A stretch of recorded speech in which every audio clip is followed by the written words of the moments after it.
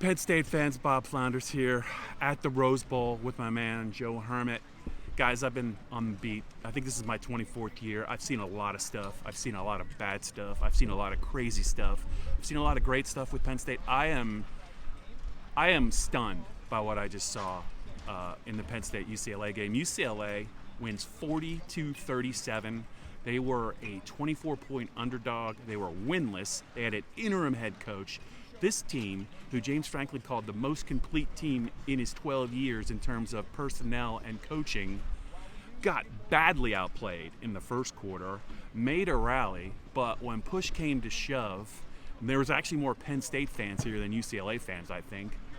The defense really never stopped this team that was winless. The quarterback, Nico, I have struggled to pronounce his name. He was the guy that played at Tennessee last year. He is an elite athlete, but they had no answer, none for him as a thrower, but mostly as a scrambler. On third down, he just tortured Penn State's defense. They lost Tony Rojas. We saw a lot of Amari Campbell and Dom DeLuca on the field. I mean, they played just about all the snaps. I didn't have an issue with Amari Campbell. I think Dom DeLuca plays hard. He really does, but it's just not the same defense when he's on the field and Tony Rojas is not. I think UCLA knew it. I think they capitalized on it. And also the defensive line never really contained him the way they got up the field. But he was a one-man band. He was the difference in the game. They fell way behind. And I would just say this. This is the worst loss, obviously, of the James Franklin era, considering the talent on this team and the team they were playing. And I think it's in the conversation to be one of the worst losses in program history when you really think about it.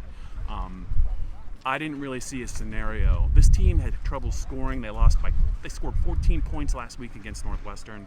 It's astounding to me that they lost this game. Drew Aller, I thought, actually played very well after a little bit of a slow start, but they never had the ball. They came back.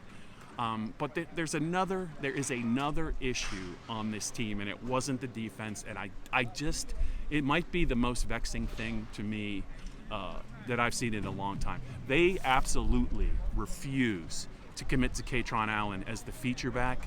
He is clearly better than Nick Singleton, and with the game on the line, after they get the fourth down stop and they have a chance to tie the game with a touchdown, he didn't even get in the game. It was Nick Singleton. He's not on the field. He had better numbers. He had 2 rushing touchdowns.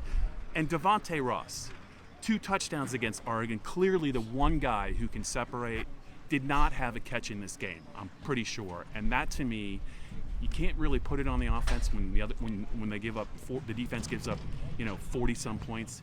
But why on earth they do not get their most dangerous players more involved, I don't know what's going on. I think both coordinators have a lot of explaining to do, Andy Kotelnicki and Jim Knowles.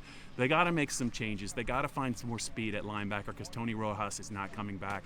And they have to get Katron more involved, or it's not going to be 2 losses. It's going to be 3, 4, or 5 losses. I mean, there are some simple things they can do, but it just seems like they refuse to do it. I think a lot of Penn State fans obviously are very unhappy. I don't blame them. This, to me, is the most astounding result that I've seen in my 24 years at Penn State, and it's really inexcusable. I go back to what I said about Franklin. Franklin thought he had his best team. I was with Joe in July, not 2 months ago, and he talked about it.